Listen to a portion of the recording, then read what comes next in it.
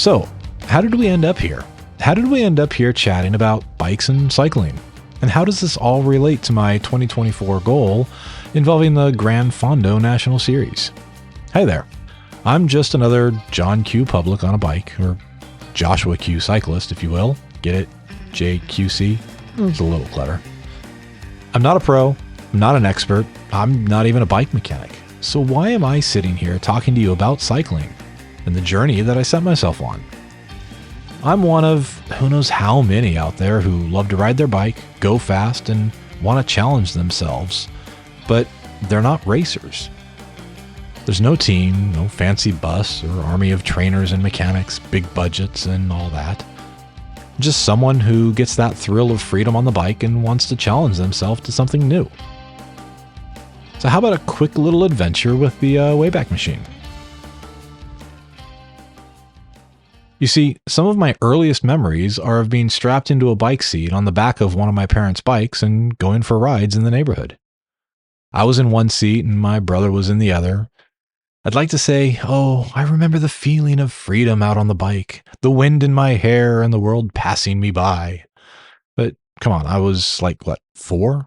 I don't remember the feeling of being on the bike, let alone feeling free and the world passing me.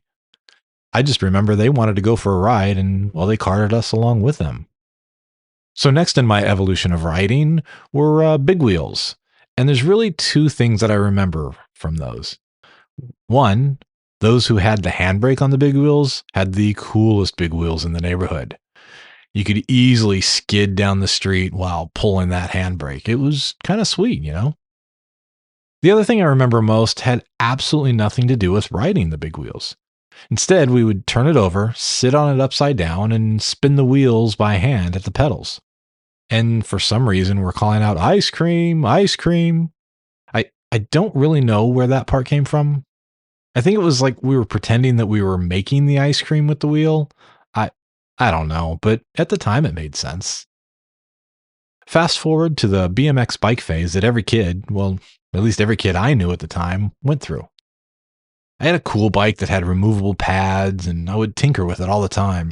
I'd adjust the seat height, the handlebar angle, and well, that was really about it. But I felt like a mechanic. I felt like I was making a difference to the bike. I remember riding around with my friends, and we would pretend we were secret agents, and these bikes were outfitted with state-of-the-art technology. The opening in the handlebars was where we had a magic screen, where HQ would call us when they needed us to spring into action and save the day. Well, and now, today, we've got these transparent TVs that are starting to hit the market, so it's kind of like we were visionaries or something. We had buttons on the screen that would call people or do different things, and of course the grips, had buttons we could fire missiles and leave an oil slick, do a booster, well, you name it, we had it. There was no freewheeling on this bike, no rear brake on the handlebar, just pedal back hard enough and you get a sweet skid, especially on dirt and gravel. On-road, off-road, riding a track, or making your own ramps to see how far we can jump without falling and getting hurt too badly. That was a good day. Eventually, I upgraded to a bike with a handbrake, and there was nothing cooler than going down the road and pedaling backwards for really no reason at all other than, well, just to do it. Heck, I still do that today just to let the younger me have a little fun. When I started to outgrow the bike, I didn't really ride it much for fun. It just turned into a mode of transportation to the fun, but it wasn't really the fun itself anymore. Around this time, my dad introduced me to riding a 10-speed bike. Now that was a big jump from what I was used to. Multiple gears and 2 brakes? See, my mom wasn't riding anymore, so he started taking me out for rides, him on his bike and me on my mom's. Aside from it being a bigger bike and having all the gears, I really didn't see the advantage over this bike from the one I had. And then we started to go a little faster.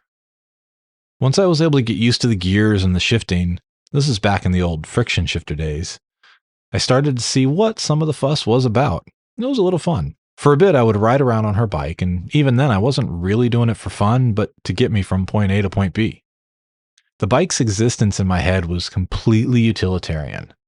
But, like any budding cyclist, I had my eyes on my next bike. I wanted to ride the bike that my dad was riding. It was cooler, more industrial looking. It just seemed like I needed to be on it.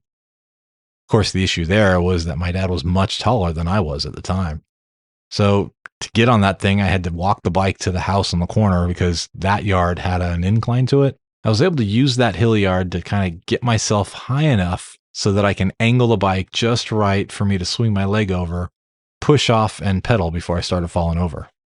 Yeah, it might have taken a time or two to get it right. Now it was cruising and looking like a pro. Not that I knew what looking like a pro meant at the time. I was completely ignorant of bike racing, the tour, or anything like that. All I knew now was that I was on a real bike and being awesome. Of course, the one thing I didn't realize were that the brakes were reversed on the handlebars compared to my mom's bike. The friction shifters were still the same, but the all-important brakes were different. You see, my mom has MS, and so one side of her body is stronger than her other, but the brakes were switched so she could have better control of the bike. Yeah, one of the first times I grabbed a handful of brakes and the back tire lifted off the ground was a little scary. Fortunately, it didn't take long for me to adjust because it wasn't like I had years of experience on one style and had to retrain my brain to use different hands. It was when I started to really use these 10 speeds. Remember, this wasn't a 10-speed cassette.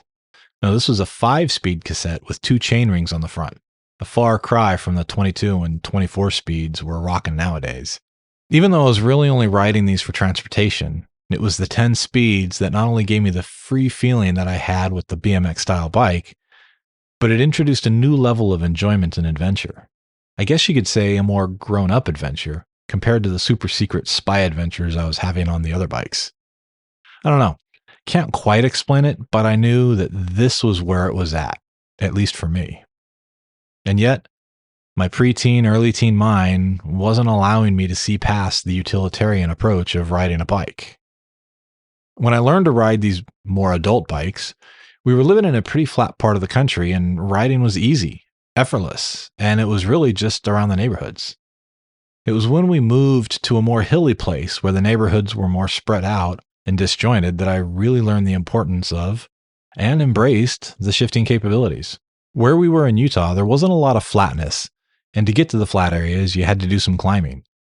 Or enjoy a little downhill action, but then that meant climbing back up to get home. Funny enough, this was where I started to get on the bike to ride, just to ride. I didn't have a place to go, I just wanted to get out and go. I'd leave the house, make a right, and then another right, and then keep on going straight, which led me straight to a hill that was a pain. Well, keep in mind, this is probably the 14-year-old me looking at this thing and thinking it was a mountain. We were right near the mountain, so it isn't like there wasn't an incline. I'm just curious as to how much of a climb it really was. Maybe I'll look it up on Google or something. Grinding up that hill with the cars whooshing by me, I was turning those cranks with all that I had. Huffing and puffing, but damn if I didn't get to that turnoff point where I felt safe, where I could turn around and go back down the hill. I didn't want to go too far up the hill or get lost. Remember, this was the age where cell phones weren't quite a thing yet. Yeah, they were up and coming, but only the really rich or important people had them. Getting to that turnoff, I had the happy, accomplished feeling. How many people can say they climbed up this hill just because, just for the fun of it? I'm sure there were a lot of cyclists climbing that stretch, just not when I was. And of course, if I didn't see anybody else doing it, then that meant nobody else was doing it. Little side note, I'm a terrible climber now, and I think it's hilarious that I was purposely doing these hills as a show-off type of thing. If the younger me could see me now. This level of enjoyment never really went away.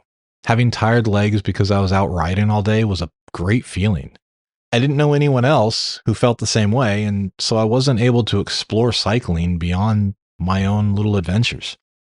No one really talked about cycling or road bikes or anything like that, at least not in my circles. So it was like a secret hobby or something, I guess.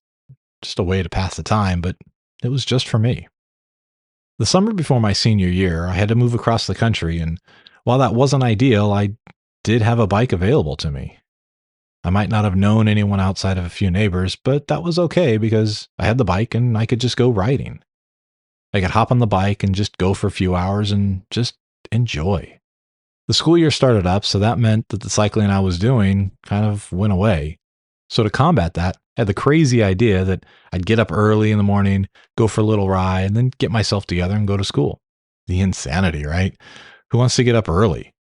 Well, apparently not me at the time.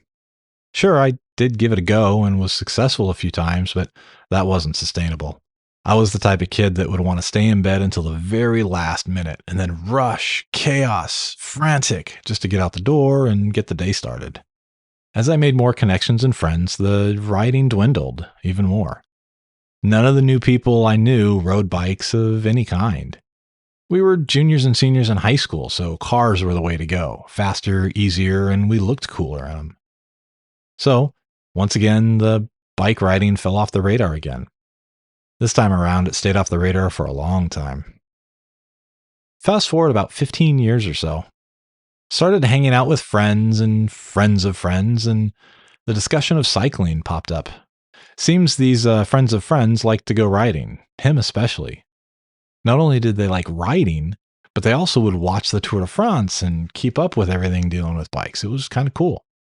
They were way beyond me with their knowledge, but I could at least connect with I like to ride bikes too.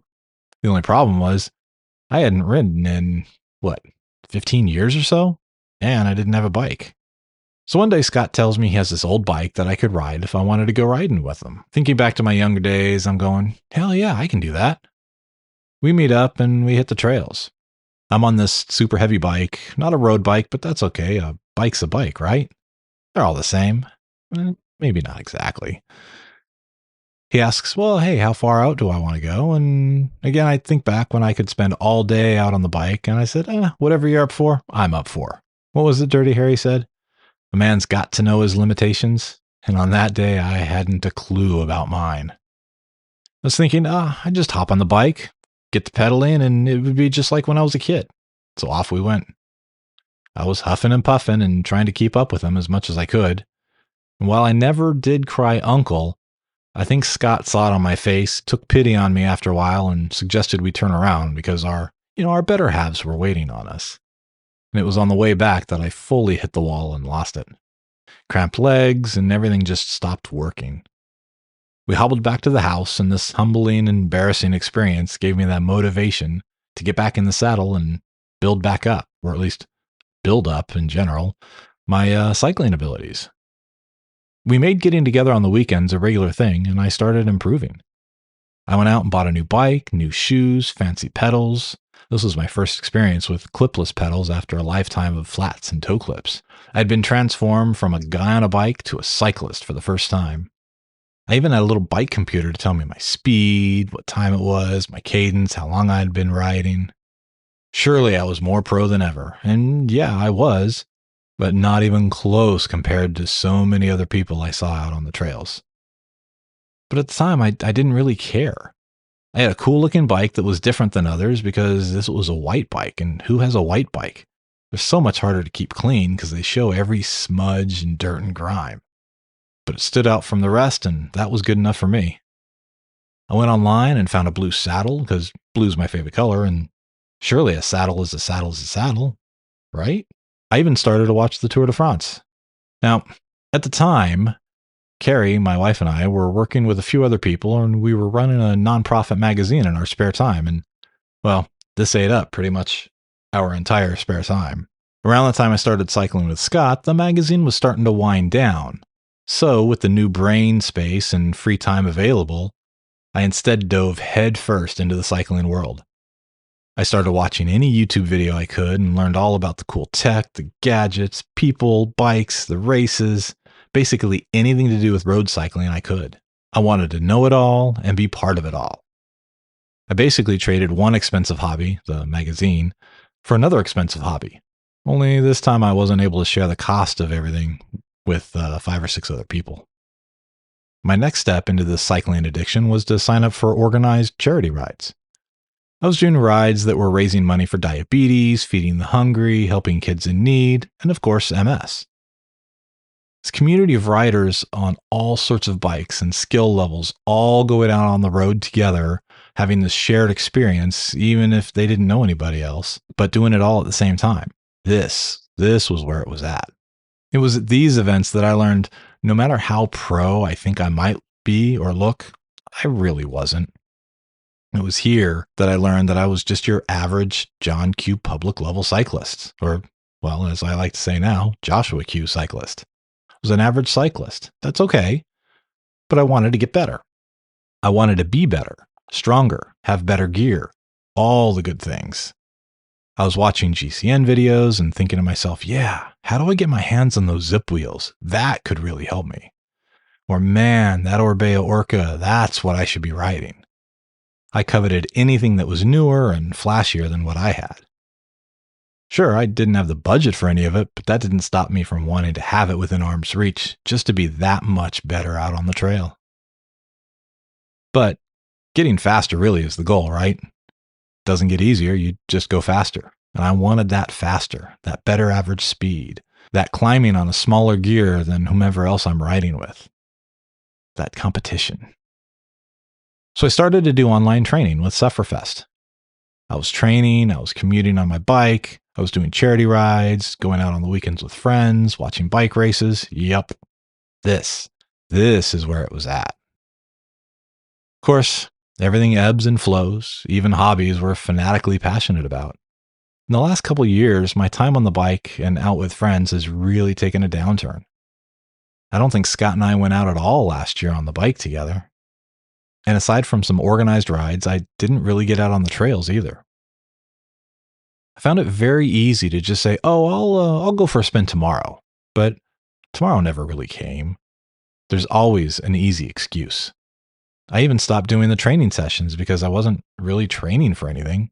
I mean, excuses are very easy to come by, remember. This past fall, I said enough's enough.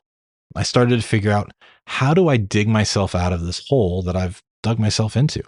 I already had a goal of doing a bike MS ride in as many states as I can, but I needed something more than that because those bike MS rides were only once a year. I needed something that would truly challenge me. I needed a goal that would take most, if not all year, to work on. And that's when I started looking at competing in the Gran Fondo National Series. This was something I could work on all year long and keep myself engaged. And because of that goal, that's what's led us to right here. To keep myself in check and on track, I thought, well, why not document the journey along the way? Share what I've learned, how I'm coming along, and what I'm struggling with. But you know what? Those extra details are going to have to wait until the next episode. Thanks for taking this little cafe stop with me. Thanks for listening, and let's continue this soon.